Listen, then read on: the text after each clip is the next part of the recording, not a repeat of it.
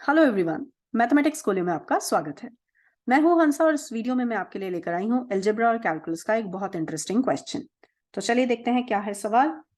सवाल दिया गया है x square plus two x plus three raise to the power x square plus two x plus three raise to the power x square plus two x plus three is 2022।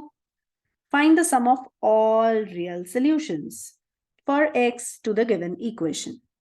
यानी हमें given equation में all possible real values of x identify करनी है जो उस equation को satisfy करेंगे और फिर उनका सम आंसर करना है। यानी फाइनली मुझे सम ऑफ रियल सॉल्यूशंस चाहिए जो गिवन इक्वेशन को सेटिस्फाई करते हैं।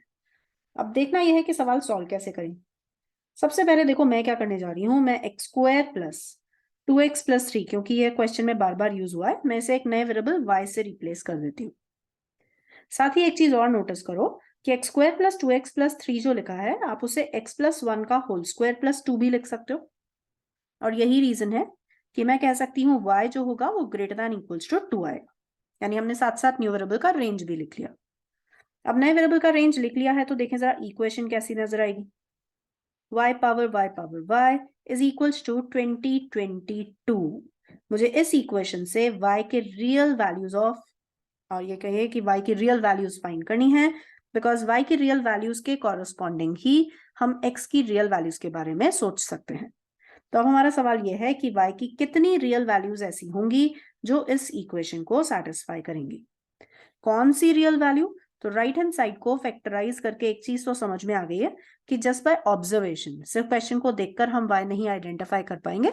इसलिए हमारा पहला जो डायरेक्शन है, हम ये आइडेंटिफाई करने का कोशिश करेंगे कि कितनी वैल्यूज ऑफ y हैं जो इक्वेशन को सेटिस्फाई करती है। फिर हम देखते हैं कि क्या हम उस y की वैल्यू को निकाल पाते हैं या नहीं। चलिए अब क्या करने जा रहे हैं हम लोग लेंगे y पावर y, एक नया फंक्शन, और मैं ये चेक करूंगी कि एफ डैश ऑफ वाई का साइन कैसा है। यानी सीधी सीधी बात यह है कि मैं पता लगाना चाह रही हूँ कि जो फंक्शन एफ ऑफ वाई है वो इंक्रीजिंग है, डिक्रीजिंग है या नॉन मोनोटोनिक फंक्शन है। उसके लिए मुझे एफ डैश ऑफ वाई के साइन की जरूरत है। तो हम आ गए अब कैलकुलस वाले पोर्शन पे। एफ डैश ऑफ वाई कैसे निकाला जाए? सबसे पहले तो मैंने दोनों साइड एफ ऑफ वाई में लॉग लिया, और लॉग लेके फिर मैंने डिफरेंशिएट करना शुरू कर दिया। जब आप डिफरेंशिएट करोगे तो लेफ्ट हैंड साइड आता है 1/f of y f dash of y. Right hand side आपके पास है y raise to the power y into l N y का derivative plus L N Y multiplied by y raise to the power y का derivative. अब y पर y का derivative क्या होता है वो अगेन आप लॉग लेकर सेपरेटली सॉल्व करके देख सकते हो। वो आएगा y power y into one plus L N Y.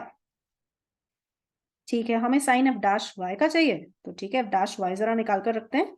F dash of Y हमारे पास आएगा F of Y, y raise to the power y मैंने कॉमन निकाल दिया। अब मेरे पास बचता है 1/y plus L N Y multiplied by 1 plus L N Y. क्योंकि y greater than equals to 2 है क्वेश्चन में, इसीलिए हर लॉग की वैल्यू यहाँ पॉजिटिव है। y खुद पॉजिटिव है, y पावर y भी पॉजिटिव होगा, और f ऑफ y तो वैसे भी एक्सपोनेंशियल फंक्शन है तो ये पॉजिटिव होगा। यानी हम ये पता लगा चुके हैं कि f डैश ऑफ y का जो साइन हमें मिल रहा है वो कैसा है? पॉजिटिव। अब क्योंकि f डैश ऑफ y का साइन पॉजिटिव है इसीलिए हम यहां से कंक्लूड करते हैं कि f ऑफ y एक इंक्रीजिंग फंक्शन होगा। f of y increasing function होगा का मतलब ये निकला कि अगर मैं इक्वेशन पर जाती हूँ y power y is equals to 2022, तो इस इक्वेशन के लिए मुझे one and only one real value of y मिलने वाली है। ठीक है, हमें सिर्फ एक ही रियल वैल्यू ऑफ y मिलेगी जो इस इक्वेशन को सेटिस्फाई करेगी। अब वो रियल वैल्यू ऑफ y क्या है हम सीधे ऑब्जर्व करके नहीं निकाल सकते, इसलिए मैंने ये मान लिया कि suppose y is equals to alpha है जो इस इक्वेशन को सेटिस्फाई करता है, जहां एल्फा रियल तो है साथ में एल्फा ग्रेटर देन 2 भी है। y खुद ग्रेटर देन 2 है और हमें पता है कि आंसर 2 से तो बड़ा ही आएगा, राइट? सो एल्फा जो आएगा वो ग्रेटर देन 2 है। अब अल्फा अगर ग्रेटर देन 2 है तो हमें अल्टीमेटली तो x की वैल्यूज का सम निकालना है। हमने y वेरिएबल इंट्रोड्यूस किया था, क्वेश्चन के अकॉर्डिंग हमें x की वैल्यूज का सम निकालना है। तो इसीलिए मैं वापस अपनी इक्वेशन में x को इंट्रोड्यूस करूंगी। इक्वेशन में था x square plus two x plus three, हमने इसे y माना था और हमने ये माना है कि अल्फा वो वैल्यू ऑफ y है जो इक्वेशन को सेटिस्फाई कर रही। या बेसिकली आप कह सकते हो कि x square plus 2x plus 3 equals to alpha से मुझे x की वो वैल्यूज मिलने वाली हैं जो गिवन इक्वेशन को सेटिस्फाई करेगी। अल्फा ग्रेटर देन 2 है, इस बात का ध्यान रखेंगे। अब ये क्वाड्रेटिक इक्वेशन है, तो पहली बात तो ये आती है कि क्या हमें इससे रियल वैल्यूज ऑफ x मिलेंगी भी, क्योंकि y के रियल होने का ये मतलब नहीं है कि x भी रियल ही आ रहा होगा, वो हमें चेक करना पड़ेगा। कैसे चेक करेंगे? हम इसका डिस्क्रिमिनेंट चेक करेंगे। डिस्क्रिमिनेंट आएगा B square minus 4ac। Alpha को ग्रेटर देन 2 रखने पर डेफिनेटली हमारे पास साइन कैसा आता है? पॉजिटिव। हमारे पास साइन आ जाएगा ग्रेटर देन 0। अब अगर d ग्रेटर देन 0 है तो हम ये कह सकते हैं कि हमारी इस इक्वेशन के दो रियल डिफरेंट रूट्स होंगे। उनका नाम मैंने मान लिया x1 x2।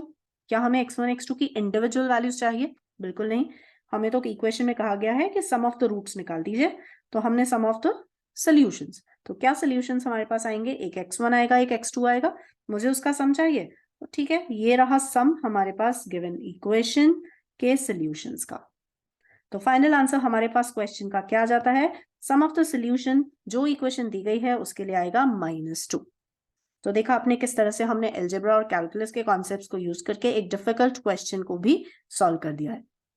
So that's all for this video. Please subscribe the channel and like the video. Next time तक के लिए bye bye.